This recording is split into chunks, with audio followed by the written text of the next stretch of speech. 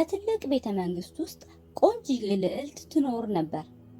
አንድ ቀን ንጉስ አባቷ ለልደቷ የወርቅ ኳስ ስጦታ ሰጣት።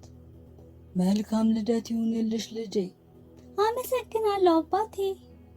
ልዕልቷም የወርቅ ኳሷን ወደደችው። ግቢ ውስጥ ባለ መናፈሻ ውስጥ ስትጫወትበት ትውላለች። አንድ ቀን ኳሷን ይዛ ወጥታ ወደ ላይ እየወረወረች እየዞረች መጫወት ጀመረች። ልዕልቷ ትንሽዬ ኩሬ ወዳለበት ተጠግታ መጫወት ጀመረች።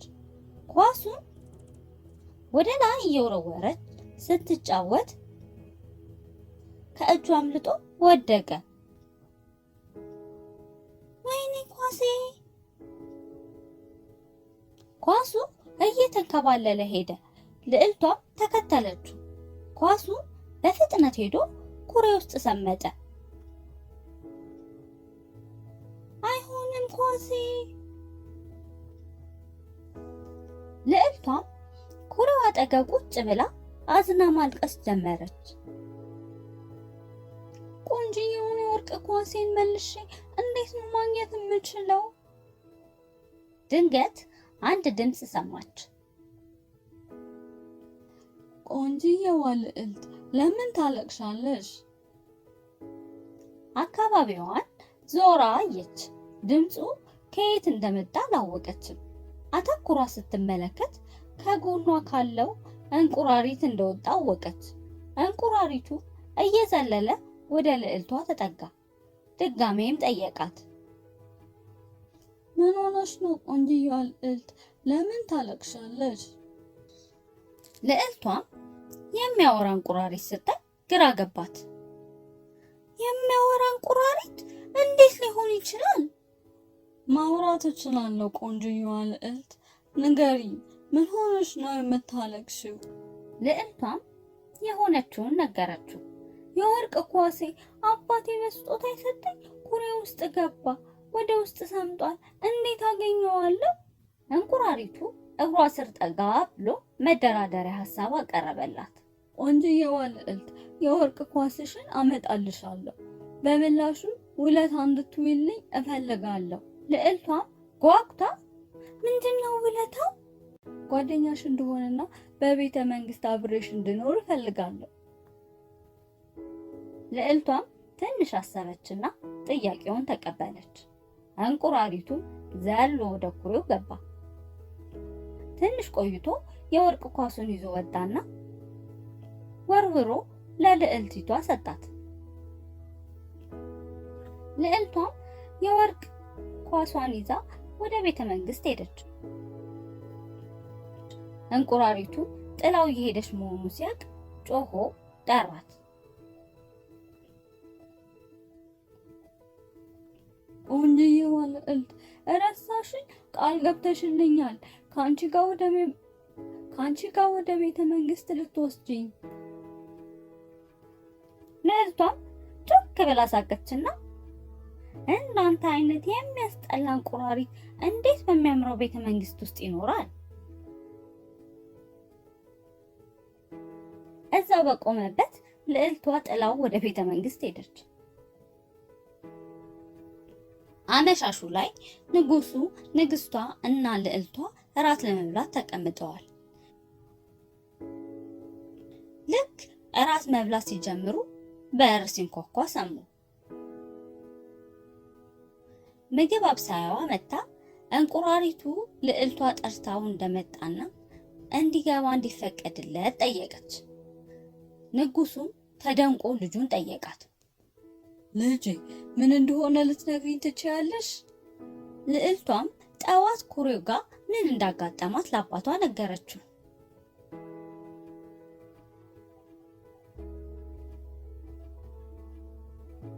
ለእንቁራሪቱ ቃል ከገባሽለት ቃልሽን ጠብቂ።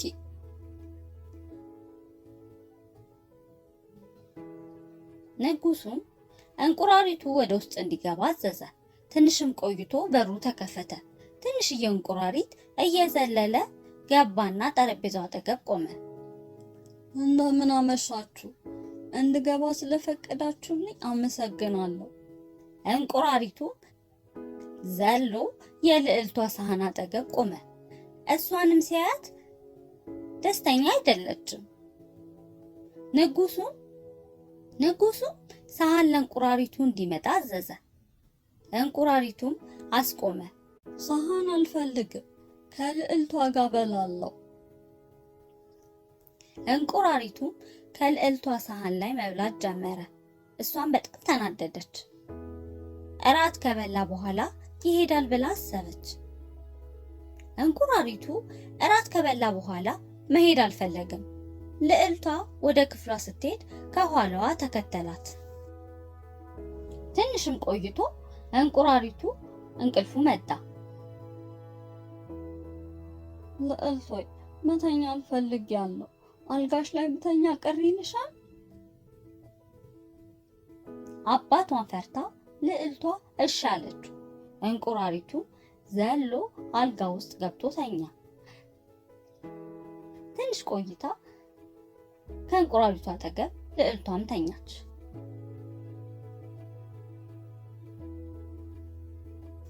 ጠዋት እንቁራሪቱ ልዕልቷን ቀሰቀሳት። እንዴት አደርሽ ቆንጆዋ ልዕልት? አንድ ነገር ካንቺ እፈልጋለሁ። እሱን ካረግሽልኝ እሄዳለሁ። አስቀያሚ እንቁራሪት እንደሚሄድ ስትሰማ ልዕልቷ ተደሰተች። እሺ ምንድነው? ንገረኝ።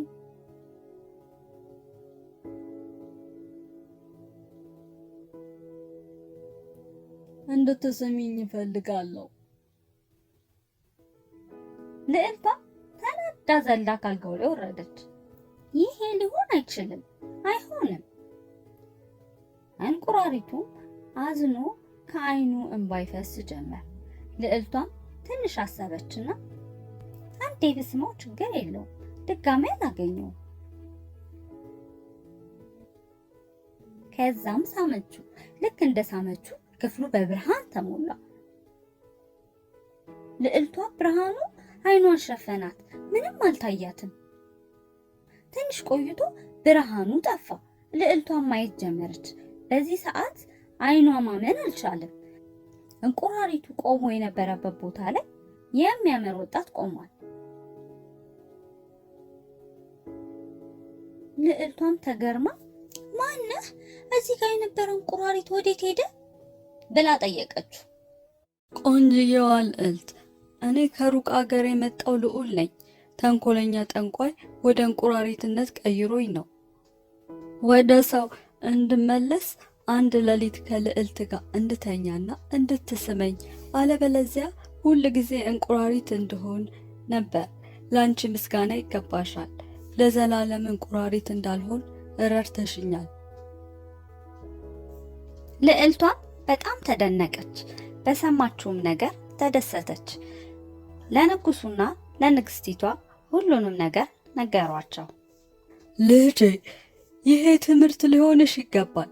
ምንም ነገር እውነታውን ሳታረጋግጪ ውሳኔ አትስጪ። ንጉሱም ልዑሉን ለትንሽ ቀን በቤተ መንግስት በእንግድነት እንዲቆይ ጋበዘው። ልዑሉና ልዕልቷ ወደ መጀመሪያ ወደ ተዋወቁበት ኩሬ ሄዱ። ልዕልት ሆይ አግብተሽኝ ወደ እኔ ግዛት ትመጫለሽ? ልዕልቷም በፈገግታና ራሷን በመነቅነቅ እሽታዋን ገለጸችለት። ድንገት የሆነ ድምፅ ሰሙ። ድምፁን ወደ ሰሙበት ሲዞሩ ከኩሬው አጠገብ እንቁራሪት አዩ። ያወራል ብለው ቢጠብቁት እንቁራሪቱ አላወራም። ሁለቱም ሳቁ።